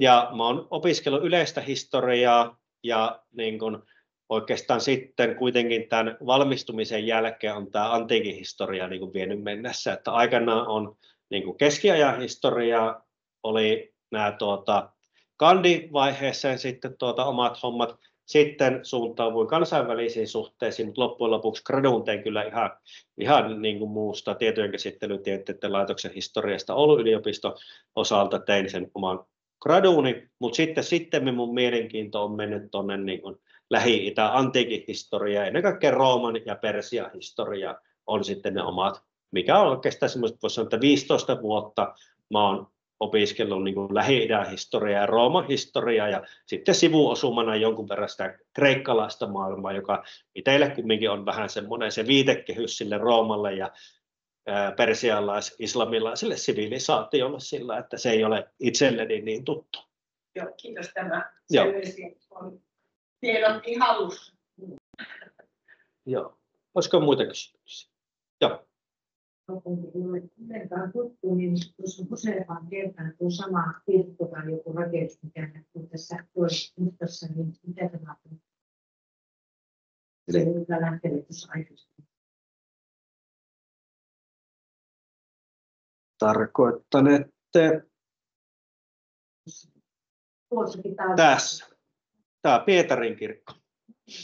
Tämä on Pietarin kirkko ja Pietarin kirkon auke, joka rakennettiin kutakuinkin tuon keisari Neeron aikaisen kilparadan, muistakin hippodromin paikalle, jossa myös suurin piirtein samalla paikalla oli tämä Konstantinuksen basilika, eli tämän Konstantinus Suuren, joka ilmeisesti oli ensimmäinen kristitty keisari, Tikasten ilmeisesti kuolinvuoteellaan, tai jos nyt ei kristitty ollut ainakin hyvin suopeasti heihin suhtautu. Mutta Pietarin kirkko on tosiaan tämä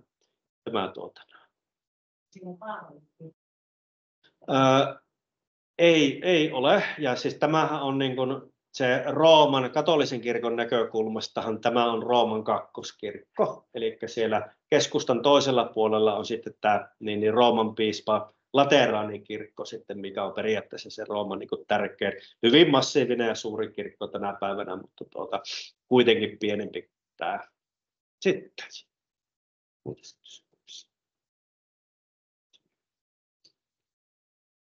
No niin, eikä siinä sitten kiitoksia mielenkiinnosta.